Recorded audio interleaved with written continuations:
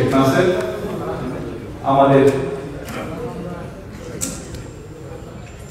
এই অনুষ্ঠান এই কমিটির সকল সদস্যবৃন্দ, আমার সামনে উপস্থিত সকল আজকের এই অনুষ্ঠানের অতিথিবৃন্দ, স্পেশালি খেলোয়াড়বৃন্দ, আসসালামু আলাইকুম। প্রথমে আমি ধন্যবাদ জানাচ্ছি, একান্তভাবে ধন্যবাদ জানাচ্ছি সেই মানুষগুলোকে, শেখ নাসির সহ সহ আরো যারা গত আসার জন্য সহযোগিতা করেছে। এই ঘটনাগুলো আপনারা বা যারা বক্তব্য রেখেছেন তাদের কাছে কম বেশি আপনারা শুনেছেন। কোকো সম্পর্কে বড় ভাই হিসাবে আমি একটাই কথা বলবো যে একজন বড় ভাই তার ছোট ভাই সম্পর্কে গর্ব করার মতন কম বেশি যা থাকে সবগুলোই আমার ছোট ভাই কোকো করেছে।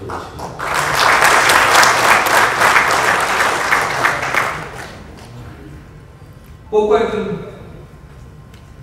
স্পোর্টসম্যান ছিল, একজন প্লেয়ার ছিল, একজন ক্রীড়াবিদ ছিল। আমি রাজনীতিতে সম্পৃক্ত হয়েছি, আমি একজন রাজনৈতিক কর্মী।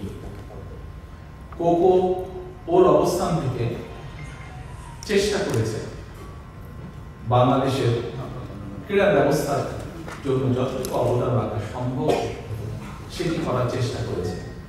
কি কি করেছে, কতটুকু করতে পেরেছে, এটি যারা বাংলাদেশে খেলেন, খেলোয়াড় আছেন, তারা বলেছেন, তারা আগেও বলেছেন, আজকেও বলেছেন, অনেকে ভবিষ্যতে তারা বলবেন। এবং যতটুকু বলেছেন আমি তাদের সকলের কাছে কৃতজ্ঞ। ততটুকু থেকে একটি জিনিস প্রমাণিত হয়, কিছু হলেও ভালো কিছু কোকো করেছে বাংলাদেশের।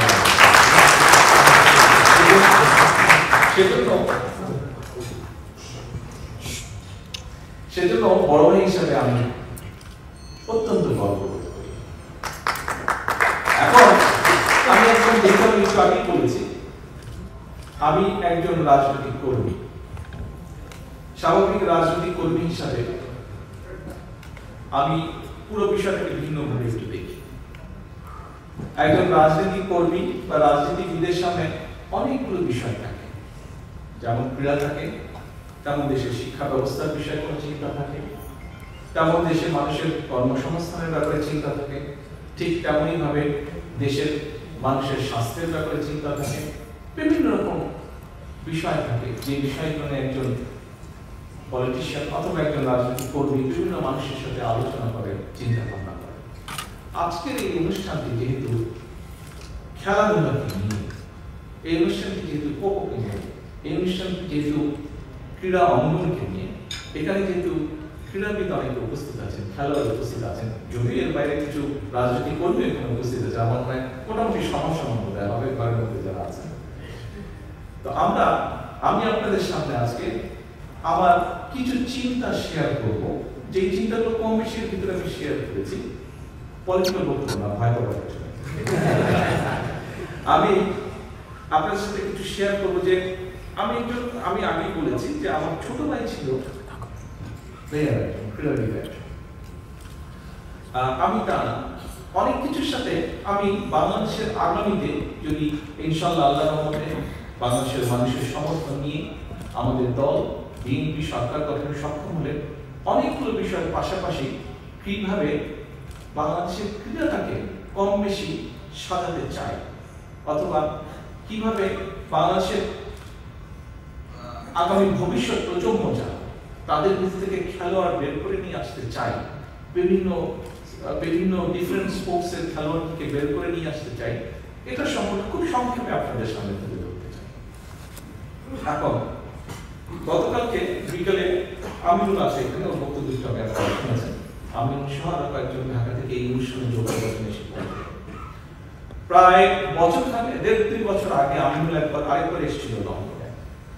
তখন এক ফাঁকে আমি ওর সাথে আলাপ করছিলাম, ঠিক একই আলাপগুলো প্রায় 1.5-2 বছর পরে গতকাল আবার আলাপ করেছিলাম। সে আলাপের বিষয়টা কি ছিল? সেই আলাপের বিষয়টা ছিল, আপনাদের নিশ্চয়ই মনে আছে যে বেশ কয়েক বছর আগে, এখন এই মুহূর্তে বোধহয় নেই সেটা, কয়েক বছর আগে বাংলাদেশে একটি অনুষ্ঠান হতো, খুব সম্ভবত একটি টিভি চ্যানেলে এটি অনুষ্ঠানটি চালু করেছিল, তোমাকে খুঁজছে বাংলাদেশ, একটা অনুষ্ঠান হতো। সেই অনুষ্ঠানে বিভিন্ন কালচারাল বিষয় আমাদের ভবিষ্যতে যারা নতুন প্রজন্ম, যারা ভবিষ্যৎ, তাদের ভিতর থেকে বের করে নিয়ে আসা। কেউ হয়তো ভালো মিউজিশিয়ান, কেউ হয়তো ভালো গান গাইতে পারে, কেউ হয়তো ভালো কবিতা আবৃত্তি করতে পারে, এরকম কালচারাল যারা ভালো আছে এরকম খুঁজে চাইলেন, খুঁজে নিয়ে আসা। তা আমি আপনাদের সাথে কয়েক বছর আগে আলাপ করেছিলাম, কথা বলতে আলাপ করছেন যে আমরা স্কুল থেকে, বিশেষ করে যদি আমাদের ভবিষ্যৎ, আমি স্কুল কলেজ বলেছিলাম, আমি আমাকে বলে যে ভাই আমরা স্কুলের মধ্যে থাকতে হবে, কারণ কলেজ হলে তারপরে করা যাবে, কিন্তু তারপরে কলেজ হলে একটা বয়সের একটা পর্যায়ে চলে যায়। কিন্তু আমরা যদি স্কুল থেকে ট্যালেন্ট হান্ট করি, যারা স্পোর্টসম্যান, কেউ হয়তো ফুটবলে ভালো, কেউ হয়তো টেনিসে ভালো, কেউ হয়তো ক্রিকেটে ভালো, কেউ হয়তো ভলিবলে ভালো, কেউ হয়তো বাস্কেটবলে ভালো, এভাবে আমরা স্কুলগুলো থেকে বের করে নিয়ে আসবো প্লেয়ারদেরকে।